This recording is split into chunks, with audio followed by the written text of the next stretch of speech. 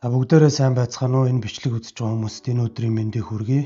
За би өнөөдөр анхныхаа бичлэгээр Формула 1-ийн түүхэнд төдийгүй спортын түүхэнд болсон хамгийн аюултай ослын золиос болж амь насаа алдсан одоо ийм гайхалтай домог тамирчны талаар бичлэг хийгээр бэлдлээ. Айртон Сена да Силва нь Бразилийн Формула 1 уралдааны домог тамирчин бөгөөд 1960 оны 3 дугаар сарын 21-нд Сан Пауло хотноо төрж 1994 оны 5 сарын 1-нд Имолад болсон Сан Мариногийн Гран Пригийн үеэр амь насаа алдсан ийм тамирчин байгаа. За энэ хүн бол одоо амь насаа алдсан ямар шалтгаантай байв? Одоо юуны учраас энэ хүн амь насаа алдахад хүрвэ гэсэн ийм сэдвээр ярина.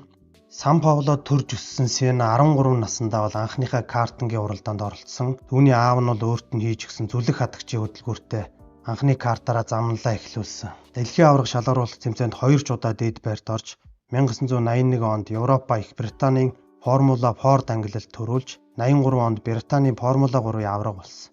Харин Формула 1 уралдаанд бол 1984 онд тоолмон багт элсэн дебютээ хийсэн бөгөөд эхний уралдаанаа Бразилд хийж байсан.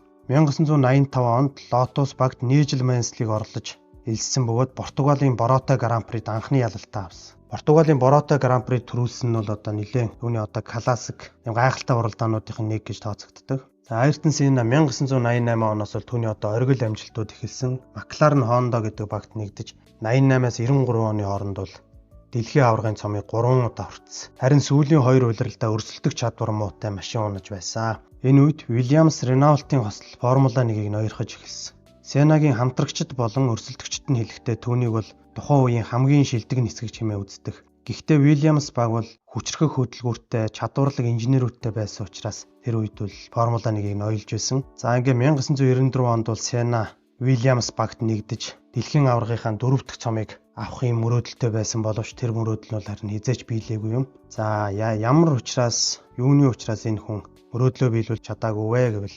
1994 оны улирлын уралдаан эхлэхийн өмнө Williams багийнхан бол одоо туршилтаа хийх боломжгүй тэдэнд цаг бага байсан. Уламжлал болсон Эсторилийн туршилтад ч оролцож чадаагүй бөгөөд Сена өмнөх жилийн AW15C загварын сайжруулсан хувилбар болох AW15D-г жолоодож туршилт хийсэн. Туршилтын дараа хэлэхдээ би хязгаарт нь хүртэл жолоодох талаар маш сөрөг бодолтой байна. Тухтай өөртөө итгэлтэй ганц ч тойрог хийж чадсангүй. Бүх зүйл буруу мэдрэгдэж байна. Суудал жолооны хурдыг өөрчилсөн ч надад илүү чөлөөтэй орон зай хэрэгтэй байна гэж ярьж байсан. Харин 1994 оны 2 дугаар сарын 25-нд Жирезийн туршилтаар Williams баг бол ахин FW16 гэдгийг шинээр танилцуулсан ч тэр нь тийм сайжруулалттай болж чадаагүй. За ийхүү улирал эхлэхэд Сена бол улирлыг карьерийнхаа хамгийн муугаар эхлүүлсэн. Эхний 2 уралдаанаас хоёулангаас нь хасагдсан, барайгаа гүйцээж чадаагүй. Интерлагос дахь эхний уралдаан тэрээр төрүүлж гарааны байр авч уралдааны эхэнд сайн давуу талтай явж байсан ч Benetton багийн Михаэль Шумахерын ард орсон. Михаэль Шумахерыг гүйцэхэд хурдаа нэмж байсан ч 55 дугаар тойрогт эргэлтэн дээр жолоодлагаа алдаж уралдаанаас хасагдсан. Дараагийн уралдаан болох Номхон далайн Гран При тэр дахин түрүүг авсан ч машин нь удаа эргэлтээ хэсгүүдэд муу байж Мека Хакенэнд мөргүүлсний улмаас ахин замаас гараад улмаар 3 дахь уралдаан болох Имолад бол 20 онооны зөрүүтэйгээр оролцохоор болсон. Тэмцээнийг бол Михаэль Шумахер 20 оноотой тэргүүлж ирсэн. Өмнөх 2 уралдаанд хоёуланд төрүүлсэн учраас. За уралдааны өмнөх баасан гарагт одоо бэлтгэлийн үеэр бол Сенагийн шав болох Jordan багийн Rubens Barrichello 225 км/цаг буюу 140 милийн хурдтайгаар хажуугийн эргэлтэнд хаалт мөргөж хамрынхаа болон гарынхаа ясыг гэмтээсэн. За энэ үед бол Barrichello-гийн хилэн түүний амьсгалын замыг хааж байсан бөгөөд эмч Sid Watkins-ийн авралын тусламжтайгаар амьд үлдсэн. Энэ өдөр Сена хамгийн хурдан цагийг үзүүлсэн Михаэль Шумахерынхаас хагас секундээр хурдан байсан. Энэ уралдааны дараа Сена инженер Дэвид Брауны хамт машиндаа асуудал байгаа эсгийг шалгахаар Williams багийнхаа засварын байранд очиж хэвлэлийн баг хурлыг хүртэл 1 цагаар хойшлуулсан. За хэвлэлийн баг хурал хийсний дараа буцаж ирээд Сена Браунтай хамт машинаа ахаад 2 цагийн турш шалгасан байна. Маргааш нь буюу бям гарагийн өглөө Сена машинаа дахин жолоодож үзээд багийн хамтрагч Damon Hill-тэй за машин бол аюулгүй байна гэж дүгнсэн. Тухайн өдөр бол 2 дугаар урьдчилсан гараа эхэлсэн. Уралдааны 18 дахь минутанд Simtek багийн Австрийн нисгэгч Роланд Ратценбергер эргэлтийн гадна талын бетон ханыг 314 км/цаг буюу 195 милийн хурдтай мөргөж толгоон ясны хүнд гэмтэл авсан учраас одоо газар дээрээ амьсгал хураасан. Сена бол маш их тийм сэтгэлээр унаж маш их харамссан. Ослын дараа Сенагийн Williams баг болон Михаэль Шумахерын Benetton багууд Ратценбергерийг хүндэтгэлд зориулж дахин урьдчилсан гараанд оролцоогүй. Гэвч одоо Сенагийн өмнөх өдөр нь үзүүлсэн цаг нь бол одоо тэмцээний уралдааныг үргэлжлүүлэхэд хангалттай байсан. За Сена ослын дараа зам дээр гарч ирээд Ратценбергерийг түргэний машинаар авч явах үед бол осолцсон машиныг нь очиж хүртэл шалгаж үтсэн байна. Дараа нь эмнэлэгт очиход бол мэдрэлийн мэс засал Сид Ваткинсаас Ратценбергерийг нас барсныг мэдсэн. Харин эмч Ваткинс Сенад хандаж чи уралдаж болохгүй, хоёулаа ингээм хамт загас барья, загсанд явъя гэд. Тэгэхээр Сена хариуд нь би уралдаанаа бол зогсоохгүй гэж хэлээд өөрийн баг руу буцаж очихдоо Сена маш их тийм сэтгэлээр унсан, сэтгэл зовнсон байдалтайгаар би уралдааныг үргэлжлүүлж чадахгүй нэ гэд уйлаад газар чуу шалан дээр унсан баг. За энэ үйлдэлийг харсан бол Вильямс багийнхан маш их сэтгэлээр түгшиж Сенагийн бие төлөөлөгчтэй хүртэл ингэж уулзалт зохион байгуулсан. За Сена тодорхойгүй сэтгэл зүйн байдлаасаа болоод уралдааны дараа хэвлэлийн баг хуралд суухгүйгээр орхиж гарсан тухайн уралдаан зохион байгуулж байсан хүмүүс бол хилэлцсэн чи ямар нэгэн сахилгын арга хэмжээ авахгүйгээр ингээ өнгөрөөсөн баг. Уралдааны өмнө уралдаанд оролцож байгаа жолоочд хамтдаа ингэж хоорондоо уулзах үед бол бас Сена тэднэртэй яриад хэдл ингээ холбоогоо ингэж дахин байгуулъя. Нисгэгчдийн аюулгүй байдал, өөрсдийнхөө аюулгүй байдлыг нэмэгдүүлэх зорилготой зохион байгуулж байгаа хүмүүст ингэж шаардлага тавья гэд. Дараагийн уралдааны өмнө бол энийг нухацтай яриад ингээд хамтдаа шийдэл төрье гэсэн тийм яриаг хийсэн байгаа. За үүний талаар Ники Лауда хэлэхдээ Сенагийн хүчтэй зан чанар спортод эзлэх байр суурьтай холбоотойгоор түүнийг үл энэ бүлгийг өдөр зөв хүн гэж дүгнэжсэн. Уралдааны яг үндсэн гараа эхлэх буюу 1994 оны 5 сарын 1-ний өглөө Сена уралдаанд бэлдэж явахдаа өөрийнхөө машинд Австрийн далбааг байрлуулж байсан.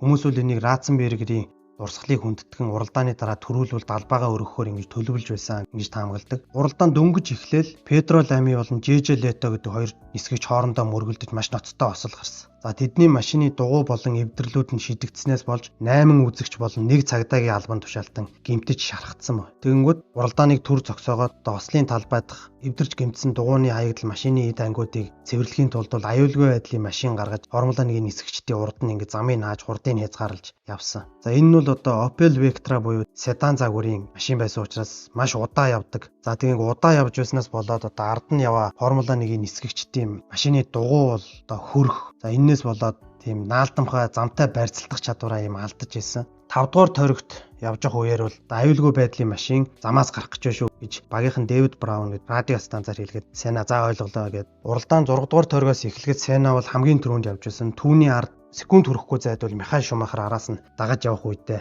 Тамбурелло гээд зүүн гар тал руу эргэдэг маш тийм огцон мэргэлтэн дээр Сенаг харахад бол машин нь сааттай тэгш бус зам дээр бол тийм чичирхийлж баг зэргийн хөдөлгөөн хийж байгааг ажигласан байна.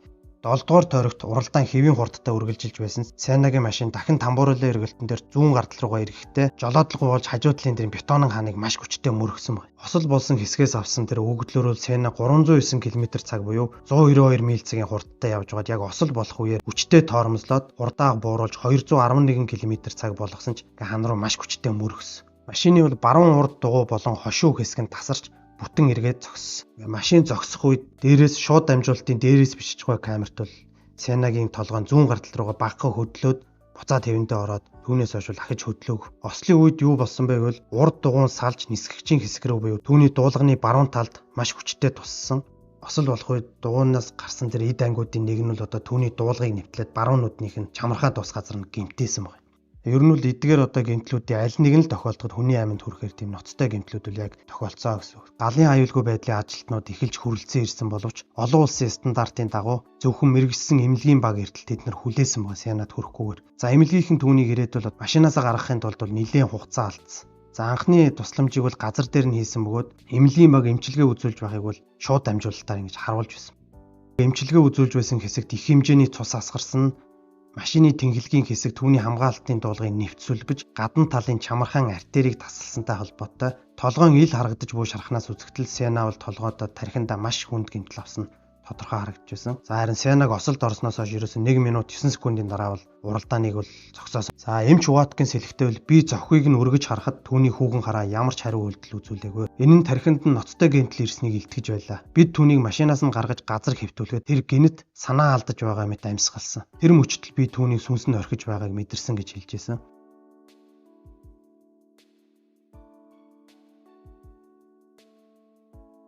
Цусыг нь тогтоож, амьсгалыг нь дэмжиж, хүзүү болон нугасны хэсгийг докторжуулсны дараа нисдэг тэргээр Болоня дахь Мажиаро гэдэг эмнэлэгт яаралтай хүргэсэн. 15 цагт бол эмнэлэгт газардан компьютер томографийн шинжилгээ хийгээд ослын талбай дээр тавьсан оншийг баталгааж болсон. Ингээ 15 цаг 10 минутанд түүний зүрхэн зогссон ч амьсгал дэмжих аппаратын тусламжтайгаар сэрээсэн. Гисэн хэдий ч 18 цаг 37 минутанд Сенагийн зүрх дахин зогсоод эргэж сэргээгүй.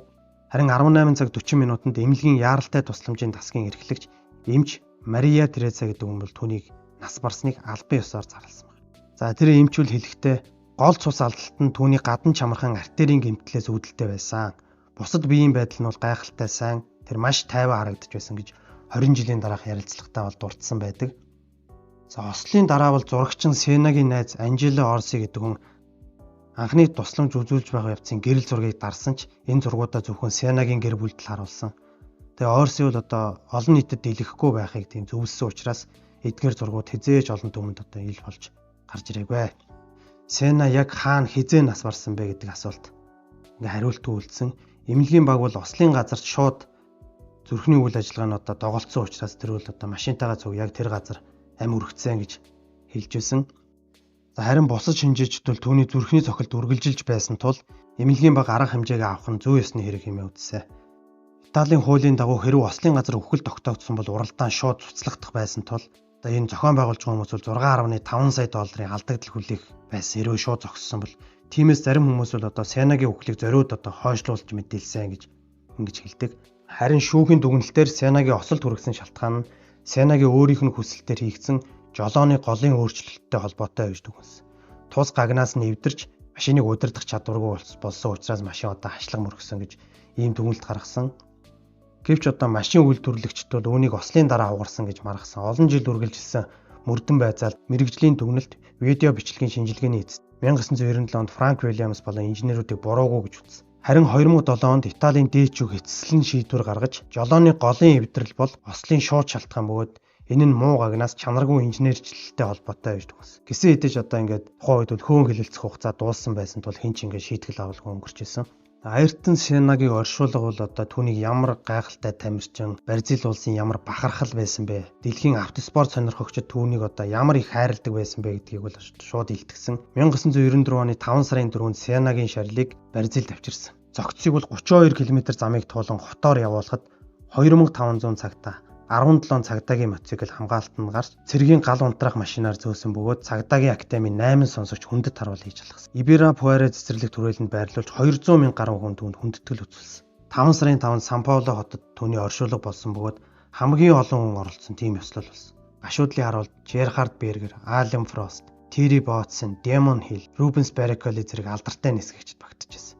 Сенагийн энэхүү үхэл бол одоо Формула 1-ийн ертөнцийг бүхэлд нь өөрчлөгдсөн. Нэг эрен үеийг хаагаад дараагийн эрен үеийг шинээр нийсэн гэж хэлж байна. Дараагийн уралдаан болох Монакод бол зохион байгуулагчид гарааны эхний хоёр байрыг хоосон орхиж Бразил болон Австрийн талбайгаар будаж одоо нас барсан хоёр нисгэгчд бол дурсгалыг нь хүндэтгсэн. Бразилд бүх телевиз програмуудаа зогсоож Сенагийн сүүлчийн ярилцлага болон Ослын үеийн бичлэгийг олон дахиудаа цацсан. Олон зуун фэн эмнэлэг түүний багийн төв гудамж талбайд цугларч гашуудлаа илэрхийлсэн. Харин BBC-гийн Murray Walker бол тухайн өдрийг Гран Пригийн төвгөндөх хамгийн хар өдөр гэж нэрлэсэн. Мөн 1994 онд Бразилийн хөл өмгийн жигшээ баг дэлхийн аварга болоод энэ амжилтаа бол Ayrton Senna зориулсан. Эцэст нь маш олон хүний амьдралд нөлөөлсөн энэ осол бол Формула 1-ийн хамгийн хар өдрүүдийн нэг байсан ч тэр эмгэнэлт мөчөөр дамжин спортын аюулгүй байдлын үндсэн суурь шинжилтүүл тавигдаж өнөөдрийн бидний мэддэг Формула 1 бий болжээ.